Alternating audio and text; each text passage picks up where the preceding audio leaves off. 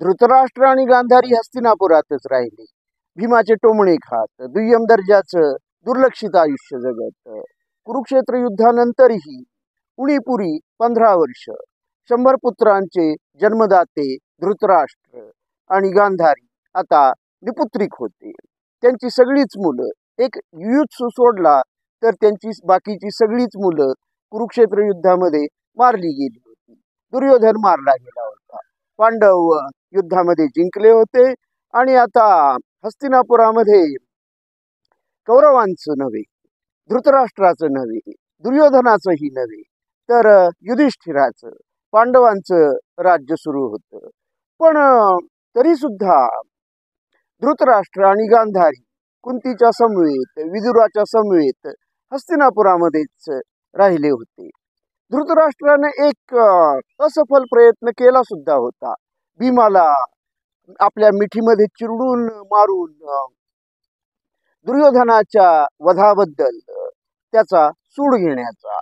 दुर्योधनाचा वध भीमानं केलेला होता आणि त्यामुळं भीमावर त्याचा विशेष राग होता आणि त्यानं भीमाला आपल्या मिठीमध्ये चिरडून मारण्याचा एक असफल प्रयत्न सुद्धा केलेला होता. पण श्रीकृष्णाच्या चलाखीमुळं, शिताफीमुळं धृतराष्ट्राचा हा एक वेडा प्रयत्न फसला होता आणि भीम आणि युधिष्ठिर आणि इतर सगळेच पांडव जिवंत होते आणि आता हस्तिनापुरामध्ये त्यांचं राज्य सुरू होतं. जे काही पूर्वी घडून गेलं, जे काही आपल्यावर अन्याय झाले, अत्याचार झाले, धृतराष्ट्रानं केले ते. विशेषतः धृतराष्ट्रानं आपल्या आंधळ्या पुत्रप्रेमानंच पांडवांच्यावर हे सगळे अन्याय अत्याचार केलेले होते. पण याचा मनापासून अगदी विसर पडला नसला तरी युधिष्ठिर आणि इतर पांडव यांनी त्याला माफ केलंही असेल. मनापासून नसलं तरी अगदी तोंड देखलं का होईना, एक माणुसकी म्हणून का होईना ते धृतराष्ट्र आणि गांधारी यांना वडीलधारे म्हणून आदर देतही असतील. पण भीम अगदी रोखठोक अशा स्वभावाचा, म्हटलं तर आडदांड, स्पष्ट वक्ता आणि आपणाला मारण्याचा प्रयत्न अगदी शेवटी सुद्धा धृतराष्ट्राने केलेला आहे. हे काही तो विसरला नव्हता. तो कसा विसरेल बरं? आणि त्यामुळं भीम मात्र धृतराष्ट्र गांधारी यांना जाता येता टोमणे मारायचा, अपमानित करायचा. पण असं दयनीय, दुर्लक्षित आणि अपमानास्पद आयुष्य जगत धृतराष्ट्र आणि गांधारी हस्तिनापुरातच राहिले होते. त्यांची सगळीच मुलं कुरुक्षेत्र युद्धामध्ये मारली गेली होती आणि आता त्यांना जाण्यासाठी, वृद्धपकाळी आता जाण्यासाठी कुठलं स्थान उरलंही नव्हतं. तसं तरुणपणीही ते फारसं कुठं जाऊ शकले नसतेच कुणाच्या तरी मत्तीशिवाय. आणि धृतराष्ट्राच्या लेखी आत्मसन्मानानं जगणं ही गोष्ट कधीच घडलेली नव्हती, कधीच त्याला साध्य झालेली नव्हती. आणि आताही तो आत्मसन्मानात नसलेलं असं आयुष्य जगत हस्तिनापुरामध्ये राहत होता.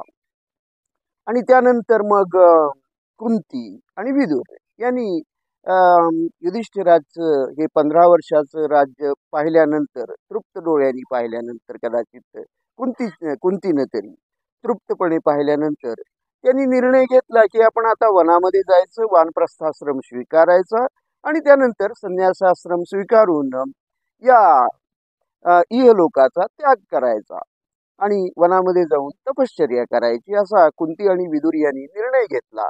आणि त्यांनी निर्णय घेतल्यानंतर वनामध्ये जाण्याची त्यांनी तयारी सुरू केली.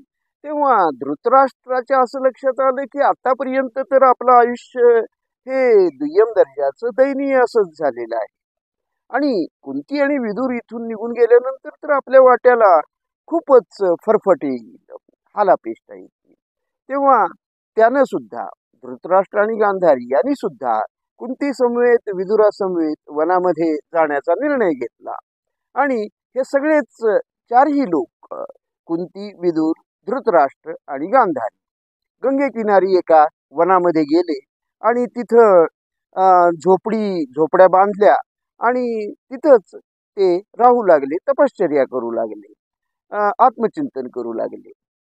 अशी 3 वर्ष गेली आणि 3 वर्ष गेल्यानंतर एकदा धृतराष्ट्र गंगा किनारी स्नानासाठी गेलेला असताना वनाला, या अरण्याला एक मोठा वणवा अरण्यामध्ये पेटला आणि अत्यंत वेगानं तो चारी बाजूंना पसरू लागला. आणखी आता या वणव्यामध्ये आपल्या झोपड्या सुद्धा जळून जाणार हे विदुर आणि कुंती यांच्या लक्षात आलं.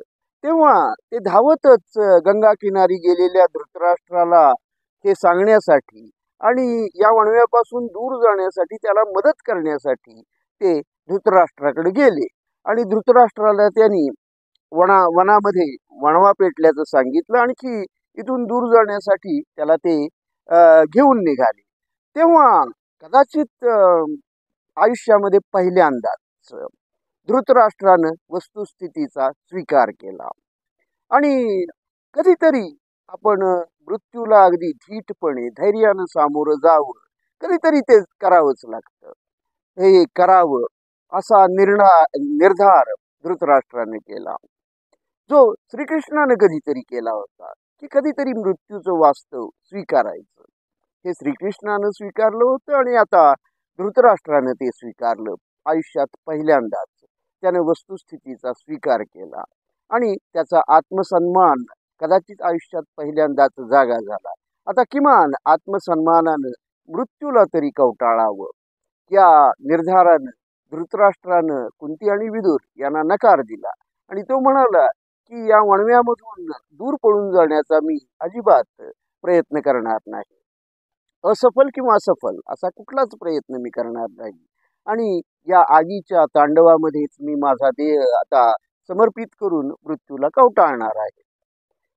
हे धृतराष्ट्राचं बोलणं ऐकल्यानंतर कुंती आणि विदुर यांनी सुद्धा या आगीच्या तांडवामध्येच स्वतःला समर्पित करण्याचा निर्णय घेतला आणि मग हे चौघेही धृतराष्ट्र, गांधारी, कुंती आणि विदुर एकमेकांचे हात धरून वणव्याच्या विरुद्ध दिशेनं नव्हे तर वणव्याच्या दिशेनं चालू लागले आणि नंतर वणव्यामध्येच जळून त्यांचा अंत झाला. असं म्हणतात की विदुर या वणव्यामधून वाचलेला होता. कुंती, धृतराष्ट्र आणि गांधारी यांचाच फक्त वणव्यामध्ये अंत झाला आणि विदुर वाचलेला होता. आणि की ज्यावेळी पुढं 1 वर्षानंतर युधिष्ठिर आणि पांडवांना नारदांच्याकडून ही वार्ता समजली की धृतराष्ट्र आणि इतर गांधारी, कुंती यांचा अंत झालेला आहे, तेव्हा आपल्या पूर्वजांना, आपल्या आपल्या मातेला आणि आपल्या चुलता काकी यांना अंत्यसंस्काराचा शेवटचे अंत्यसंस्कार करावेत म्हणून युधिष्ठिर, पांडव हे वनामध्ये जिथं ही घटना घडलेली होती तिथं आले. त्यावेळी युधिष्ठिराला विदुरानं शेवटचं दर्शन दिलं असं म्हणतात. अशी ही एक आख्यायिका आहे.